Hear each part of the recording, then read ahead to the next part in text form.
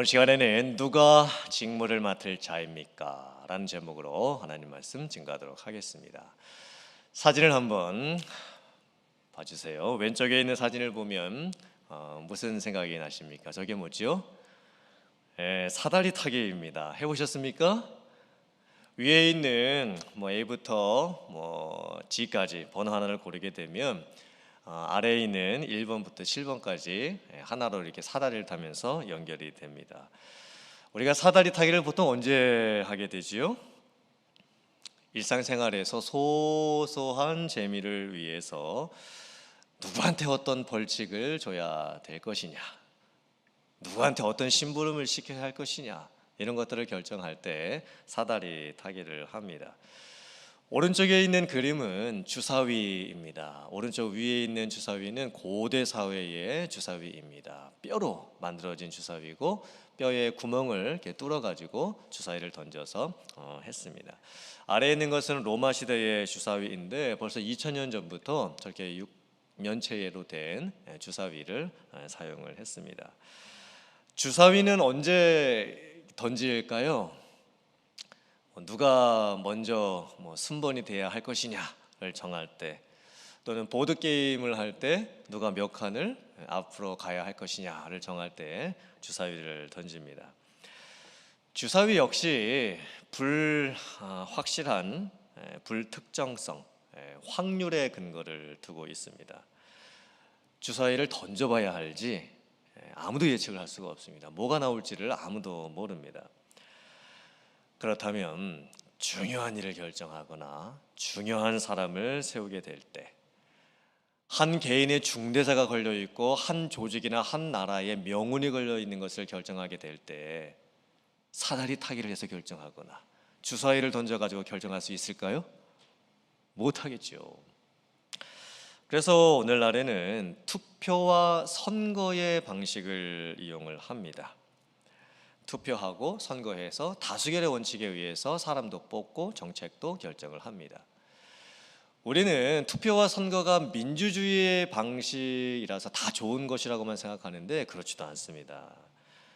선거를 하고 투표를 하려면 유세를 해야 합니다. 그리고 내가 저 사람보다 뭐가 더 나은지를 연설을 통해서 아니면 공약을 통해서 증명을 해내야 됩니다.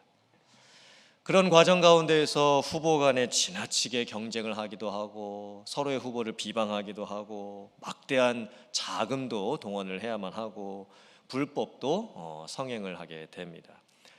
또 다수결의 원칙에 의해서 투표를 통해서 누군가를 뽑아놨는데 그분이 우리가 생각한 것만큼 잘 일을 못하게 되는 경우도 많이 생기게 됩니다. 오늘 말씀을 보면 초대교회에서 이제 새로운 일꾼을 뽑는 내용이 나옵니다. 가룟 유다를 대신해서 새로운 사도를 한 명 뽑는 내용이 나옵니다. 과연 하나님께서는 어떤 기준으로 사람을 뽑으실까요? 과연 초대교회에서는 무엇을 근거로 해서 사람을 세웠을까요? 우리들 중에서 누가 직무를 맡을 자입니까?를 결정할 때 과연 초대교회 성도님들은 무엇을 기준으로 해서 분별을 했을까요? 함께 말씀을 통해서 은혜를 나누길 원합니다. 첫 번째, 능력을 경험한 자들이 아닌 약속을 바라보는 자들의 기도를 통해서 교회의 일꾼이 세워지게 됩니다. 예수님의 12 제자 중에서 가룟 유다가 예수님을 배반하고 결국 자살을 하고 죽습니다. 그래서 가룟 유다를 대신할 새로운 사도 한 명을 뽑아야만 했습니다. 가룟 유다의 배반과 죽음은 참 안타깝기도 하면서 또 잘 이해가 되지 않는 사건입니다. 어떻게 예수님의 12 제자 안에 이런 가룟 유다가 들어가 있을 수 있었을까? 예수님께서는 가룟 유다가 배반할 것을 다 아셨음에도 불구하고 왜 밤새도록 기도하시고 나서 하나님의 뜻에 순종하시고 결국에는 그 가룟 유다를 12 제자 중에 한 명으로 세우셨을까? 가룟 유다는 회개할 기회가 참 많이 있었음에도 불구하고 왜 끝까지 회개를 하지 않았을까? 왜 끝까지 자기의 마음을 되돌이키지 않았을까? 왜 결국에는 그런 죄를 짓고 그렇게 비참하게 죽었을까? 그런데 참 놀랍게도 오늘 사도행전 1장 말씀을 보면 베드로가 가룟 유다의 배반과 죽음이 성경적인 예언이었고 성경 말씀의 성취였다라고 말씀을 합니다. 성령께서 다윗의 입을 통해서 이미 가룟 유다에 대한 말씀을 하셨고 그 말씀 그대로 이루어지게 되는 것이다라고 참 놀라운 말씀을 하게 됩니다. 베드로가 성도들 앞에서 설교를 하면서 그 인용했던 시편 말씀은 두 구절이었습니다. 시편 69편 25절과 109편 8절 말씀 같이 한번 봉독해 보겠습니다. 시작. 그들의 거처가 황폐하게 하시며 그들의 장막에 사는 자가 없게 하소서. 그의 연수를 짧게 하시며 그의 직분을 타인이 빼앗게 하시며. 어떻게 가룟 유다가 태어나기 1000년 전에 다윗이 지은 시편을 통해서 가룟 유다의 배반과 죽음이 예언이 되었을까요? 가룟 유다의 이 배신과 죽음에 대한 일은 이게 아무리 성경에 기록된 일이라고 해도 솔직히 다 이해가 잘 되지가 않습니다. 하지만 분명한 것은 하나님께서 구원을 이루어 가시고 교회를 세워 가시고 또 일꾼들을 세워 가시는 놀라운 그 섭리가 있다라고 하는 것은 분명합니다.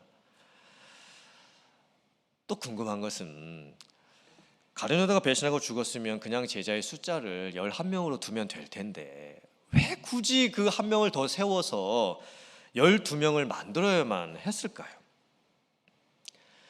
구약시대에 야곱의 12아들들을 통해서 12지파가 만들어지게 됩니다.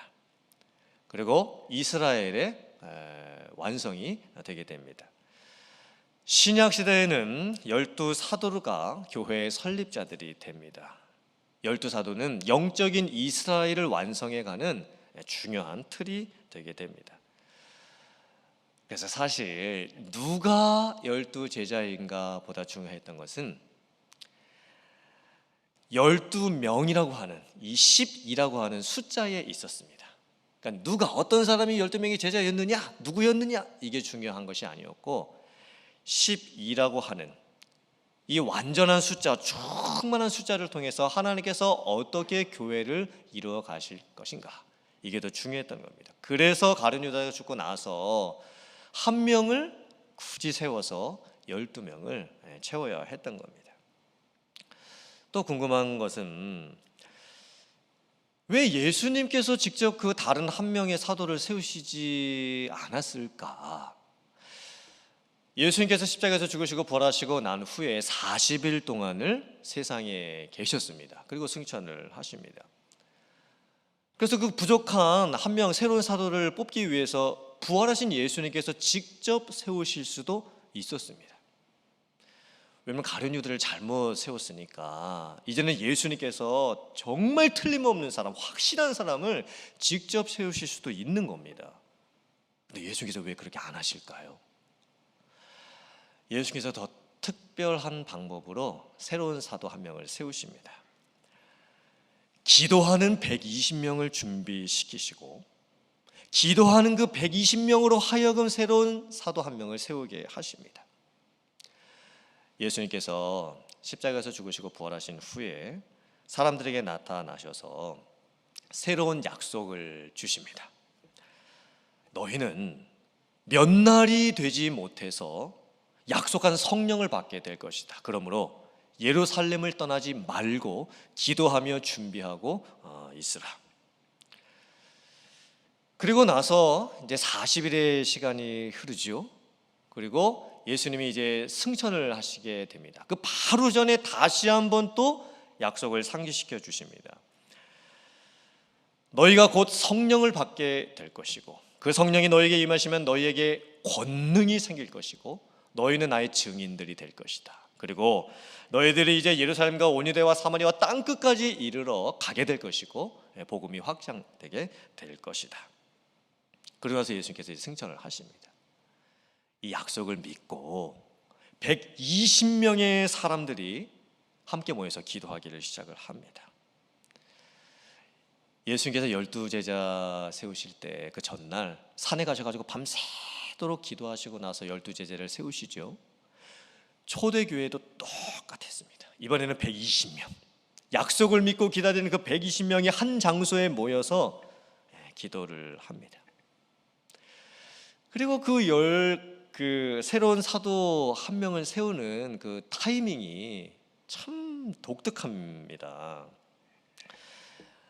오순절 성령 강림까지 남아있는 기간이 10일입니다. 10일. 그 10일 안에 120명이 기도한 후에 새로운 사도 한 명을 이제 세우게 되는 거예요. 근데 잘 생각을 해보세요. 뭐가 더 좋을지.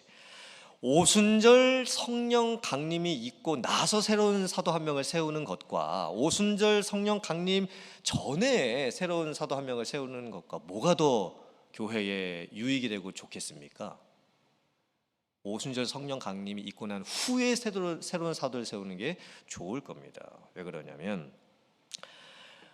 오순절 성령 강림 사건은 엄청난 사건이었습니다. 대단한 사건이었습니다. 십자가, 부활, 승천, 그리고 오순절 성령 강림, 이 4대 사건은 하나님께서 구원의 역사를 이뤄가시는데 하나님께서 일으키신 놀라운 영적인 사건입니다.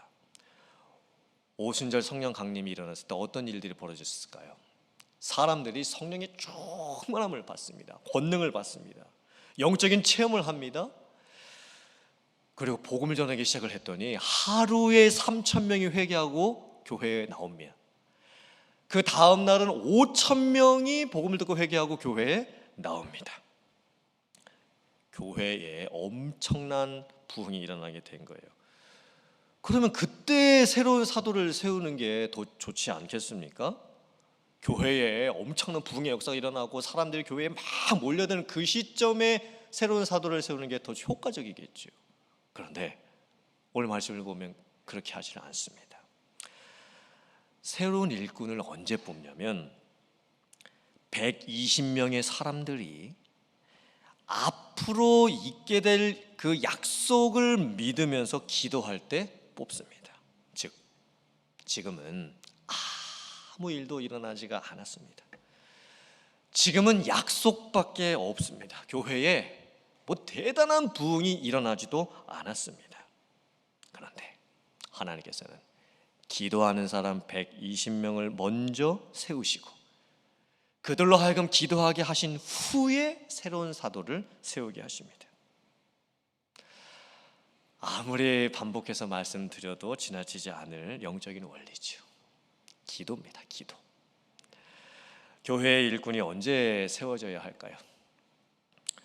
지금이라는 시점에서 교회를 볼 때에 그 교회의 모습이 연약해 보일 수도 있습니다. 지금이라는 시점에서 교회를 봤을 때 교회가 참 안타까워 보일 수도 있습니다. 교회에 누군가 나서서 뭐 힘들고 어려운 일들을 감당하려고 하는 사람들이 없어 보일 수도 있습니다. 교회를 보면서 왜 교회가 이럴까?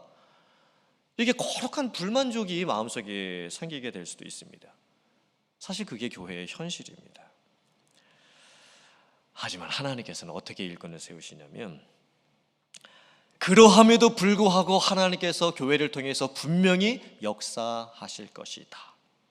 그 약속을 믿고 기도하는 사람을 하나님께서 먼저 세우십니다. 그리고 그 영적인 분위기 속에서 어떤 그 누군가의 일꾼이 세워지게 되는 겁니다. 그리고 세워진 그 일꾼들은 교회에 충성스러운 헌신하는 일꾼이 되는 겁니다. 우리 교회에서 이제 앞으로 임직을 하게 될 텐데 정말 기도를 많이 해야 될 때입니다. 지금 정말 우리가 한 마음이 되어서 임직을 위해서 일꾼들을 위해서 기도를 많이 해야 될 때입니다. 무슨 기도를 해야 하는 것인가? 누가 장로님이 되실 것이냐, 누가 안수집사님이 될 것이냐, 누가 권사님이 되실 것이냐, 누가가 중요한 것이 아닙니다. 더 중요한 것은 무엇이냐면 과연 우리 교회에 하나님의 약속을 믿고 지금 아무것도 보이지 않아도 교회에 여러 가지 어렵고 힘든 일들이 있어 보여도 초대교회에 120명과 같은 기도할 수 있는 사람들이 있느냐, 그 사람들이 먼저 세워질 수 있느냐, 그게 그게 더 중요한 거예요.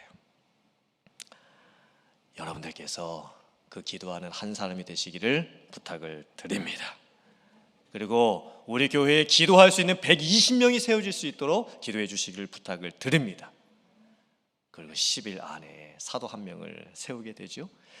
그 후에 오순절 성령 충만을 경험하게 되고 그 후에 교회의 부흥을 경험하게 되는 거예요. 순서를 잘 보세요. 교회가 부흥하고 교회 사람들이 엄청 많이 생기고 그때 일꾼 세웠던 게 아니었습니다. 아무것도 안 보입니다. 현실에 아무것도 없습니다.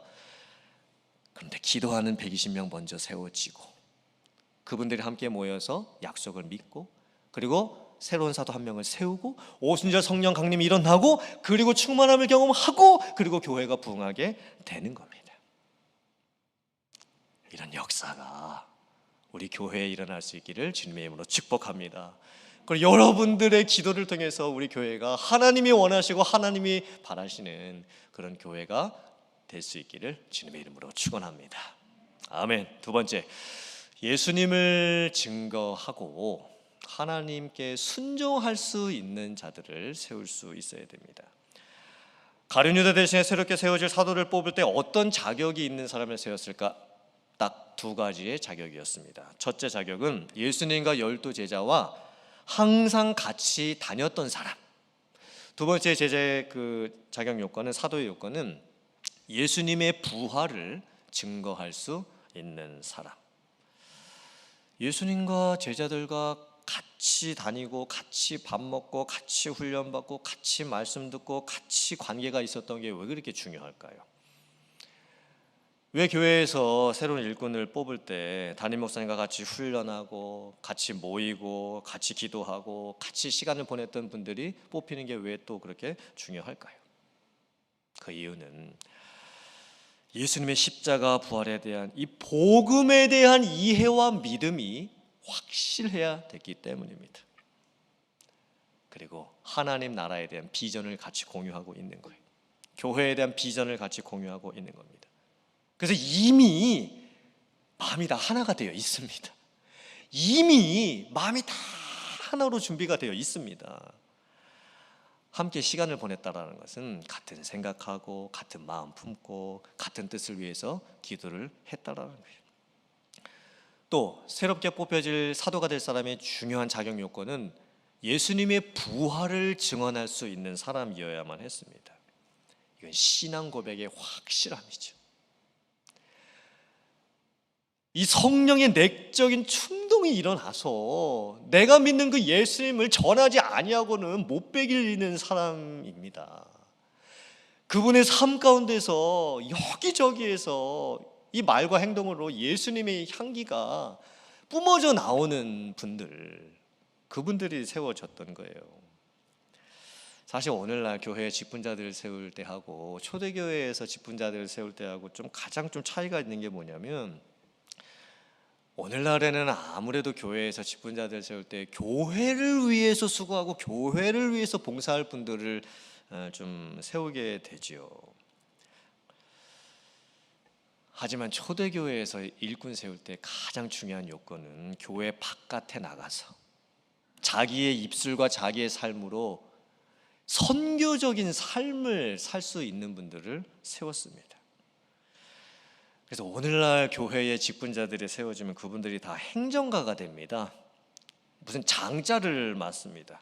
그리고 교회를 매니지를 하게 됩니다. 하나님이 바라시는 것은 그런 것이 아닙니다. 하나님께서 오늘날 교회에 바라시는 것, 정말 교회의 일꾼들에게 바라시는 것은 증인된 삶의 회복입니다. 예수님을 증거할 수 있는 사람, 예수님을 드러내지 않고는 못 베길 수 있는 사람, 어떻게든 내가 믿는 예수님을 증언하고 싶어서 성령의 충만함이 막 보여지는 사람, 그런 분들이 세워져야 되는 거예요. 그게 진정한 교회의 일꾼 세우는 본질적인 목적이 되어야 되는 겁니다. 오늘 말씀을 보면 한 사람을 세우기 위해서 후보 2명을 추천을 하게 됩니다. 한 명은 바사바라고도 하고 또 다른 별명은 유수도라고도 하는, 본명은 요셉이라고 하는 사람이었고, 다른 한 명은 마띠아였습니다. 어쩌면 이 후보는, 두 명의 후보는 이 이름만 봐도 비교가 좀 되는 후보입니다. 왜냐하면 이 바사바라는 것은 그 히브리식 이름의 뜻이 뭐냐면 안식일의 아들입니다. 그리고 유수도라고 하는 것은 로마식 이름의 뜻으로서 의로운 자라는 뜻입니다. 그리고 본명이 이제 요셉이죠. 초대교회 당시에 이 별명이 많았다라는 것은 그만큼 그분이 능력이 있고 뭔가를 잘하고 사람들에게 많이 알려져 있는 확률일 수가 높습니다. 그러니까 요셉은 이제 그런 사람이었습니다. 그리고 다른 한 명 후보는 마띠아, 딱 이름만 나오죠. 그 마띠아라는 이름의 뜻은 하나님의 선물이라는 뜻입니다. 이 두 사람 중에서 한 명을 세워야 되는 거예요. 어렵지 않겠습니까? 이 두 사람 중에 누구를 세워야 될 것인가? 그래서 또 뭘 합니다. 뭘 할까요? 기도를 합니다. 23절에서 그들이 두 사람을 내세웠다. 24절에서 그들이 기도했다고 했는데 이 그들이 11명의 이 사도들만을 의미하는 것이냐 아니면 11명이 포함된 120명 전체를 의미하는 것이냐는 정확하지가 않습니다. 하지만 분명한 것은 또 기도합니다. 이 두 사람 중에 누구를 세워야 될까를 놓고 또 기도를 합니다. 그 기도의 내용이 너무너무 중요했습니다. 모든 사람의 마음을 아시는 하나님, 이 두 사람 중에서 과연 누가 하나님께 택함을 받게 되어 봉사와 및 사도의 직무를 대신할 자인지를 보이시옵소서. 그런데 아마도 인간적인 조건을 놓고 봤을 때는 투표해서 요셉이 뽑히는 게 마땅한 상황입니다. 또 다수결로 해야 안전하지가 않겠습니까? 근데 참 놀랍게도 초대교회에서 제비뽑기의 방식으로 결정을 합니다. 그래서 마띠아가 뽑히게 됩니다. 아니, 제비뽑기는 어떻게 보면 사다리 타기 하는 거랑 똑같고 주사위에 던지는 거랑 똑같은데, 아니 이런 확률에 의지해서 어떻게 두 사람 중에서 한 명을 뽑았을까? 이렇게 중대한 사람을 뽑고 중대한 교회 문제를 결정하는데 어떻게 제비를 뽑아서 결정을 했을까? 이게 참 이해가 되지 않습니다. 어쩌면 제비뽑기도 복이죠. 둘 중에 하나가 나오는 겁니다. 하지만 이 성경에 나오는 제비뽑기 방식은 우리가 알고 있는 제비뽑기 방식과 완전히 다릅니다. 어떻게 다르냐? 자, 예를 들면 구약 시대에 여리고성을 점령하고 나서 누군가가 그 전리품을 가지지 말라고 했는데 그걸 훔쳐가지고 자기 집에다가 감추어 놓았습니다. 그래서 이제 그 범인을 색출을 해야 되는 거예요. 그래서 300만 명이나 되는 전체 사람들을 대상으로 범인을 색출해 냅니다. 그랬더니 어떤 12지파 중에서 한 지파가 제비뽑기로 결정이 됩니다. 그리고 그 지파 중에서 어떤 가문이 제비뽑기로 결정이 됩니다. 그 가문 중에서 어떤 가족이 제비뽑기로 결정이 됩니다. 그 가족 중에서 제비뽑기로 결국에는 아간이라고 하는 사람이 결정이 됩니다. 여러분, 이게 우연이겠습니까? 확률적으로 봐도 300만 분의 1입니다. 그리고 제비를 계속 뽑아 나가는데 어떻게 그 범죄를 저질렀던 그 아간이 딱 뽑힐 수가 있겠습니까? 또 이제 가나안 땅 정복하고 나서 12지파에게 땅을 분배를 해야 되는데 하나님께서 제비뽑기의 방식으로 12지파에게 땅을 분배하십니다. 민수기 33장 54절. 자, 같이 봉독합니다. 시작. 너희의 종족을 따라 그 땅을 제비 뽑아 나눌 것이니 수가 많으면 많은 기업을 주고 적으면 적은 기업을 주되 제비 뽑은 대로 그 소유가 될 것인즉 너희 조상의 지파를 따라 기업을 받을 것이니라. 하나님께서 12지파에게 땅을 분배하시는데 왜 또 제비 뽑기 방식으로 하실까요? 하나님이 사람들의 이 욕심 많은 마음을 아셨던 거죠. 땅을 갖는 사람 입장에서 보면 분명히 비교하게 될 것이 뻔했습니다. 우리는 왜 요만큼 땅을 가졌고 왜 저 사람은 저런 땅을 가졌느냐. 이스라엘 지파 안에서 하나님의 백성들끼리 서로 시기하고 분쟁하고 불만을 일으키고 갈등하게 될 게 뻔했습니다. 그래서 하나님께서 제비뽑기를 하게 하셨다는 거예요. 그런데 제비뽑기의 방식은 위험 요소가 하나 있습니다. 왜냐하면 지파의 숫자가 많은 지파에게는 넓은 땅을 주고 지파의 숫자가 적은 지파에게는 좁은 땅을 이렇게 주셔야 되는데, 이 제비 뽑기가 잘못되면 숫자가 많은 지파가 이게 적은 땅에 걸릴 수가 있을 수도 있는 겁니다. 근데 참 놀랍죠. 하나님께서 제비를 뽑게 하시는데 공평하게 분배가 되게 하십니다.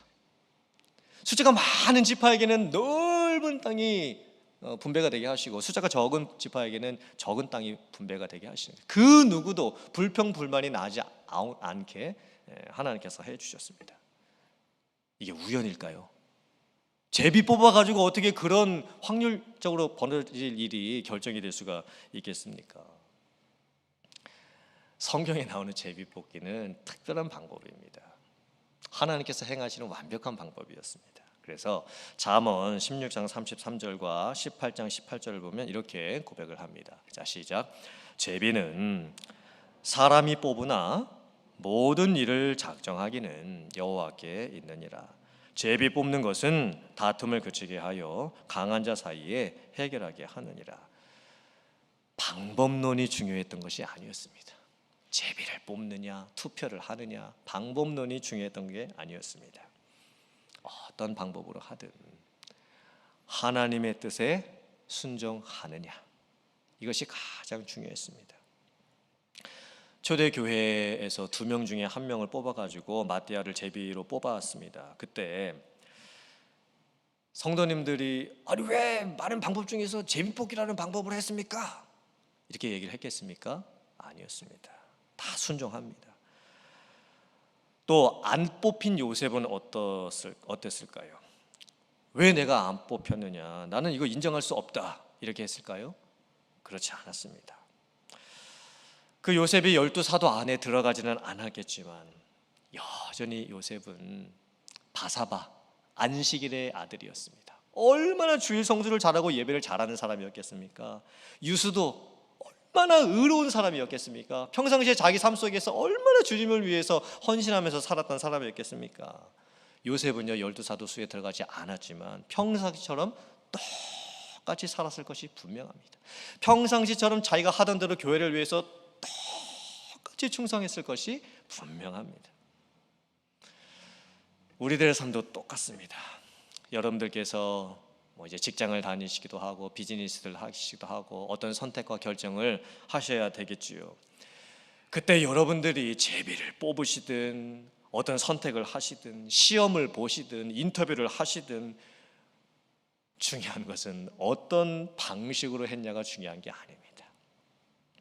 정말 하나님이 여러분들의 마음을 보셨을 때에 그 어떤 결정이 내려지든 정말 하나님이 날 보셨을 때 내 마음이 하나님께서 순종할 자세가 되어 있느냐, 그러면 하나님께서 정말 제일 좋은 길로, 정말 나에게 가장 지금 이 상황에서 가장 아름다운 길로 분명히 인도해 주실 줄 믿습니다. 교회를 세울 때에도, 교회 안에서 일꾼을 세울 때에도 똑같습니다. 어떤 방식으로 세우느냐, 어떤 절차로 세우느냐, 뭐가 기준이냐, 물론 중요하지요. 당연히 그 기준은 잘 세워야 되겠죠. 그런데 더 중요한 것은 무엇이냐면 과연 하나님께서 보셨을 때 그 속마음을 하나님이 다 아실 텐데, 사람의 그 속마음을 하나님이 다 보고 계실 텐데, 하나님께서 보셨을 때 하나님께서 택하실 수 있는 사람, 그리고 그 택함을 받은 사람들이 오직 순종하면서 봉사와 그 직무를 다 할 수 있게 되는 그런 것, 그게 중요한 것입니다. 그리고 누가 일꾼으로 세워지느냐보다 더 먼저 되어야 할 것은 과연 누가 기도할 사람이 되느냐 하는 것입니다. 누가 일꾼으로 세워지느냐, 그건 하나님이 결정하십니다. 그러나 누가 기도할 사람으로 먼저 세워져서 교회가 함께 기도하며 그것을 준비하느냐, 그건 내가 결정해야 합니다. 사랑하는 성도님들, 여러분들께서 기도하시는 분들 되시기를 부탁을 드립니다. 그리고 여러분들께서 하나님의 마음을 잘 살피시고 하나님의 마음에 합한 자들이, 하나님께 순종할 수 있는 자들이 교회의 일꾼으로 세워질 수 있기를 기도해 주시기를 부탁을 드립니다. 그리고 그렇게 기도하는 120명의 초대교회와 같은 성도님들이 우리 교회에도 있어서, 그리고 마띠아처럼 세워지는 그 헌신된 일꾼이 우리 교회에도 있어서 우리 교회가 앞으로 더 든든하게 세워져 가고 하나님께서 우리에게 맡기신 그 모든 사명들을 더 잘 감당할 수 있는 귀한 교회로 세워질 수 있기를 주님의 이름으로 축원합니다. 아멘.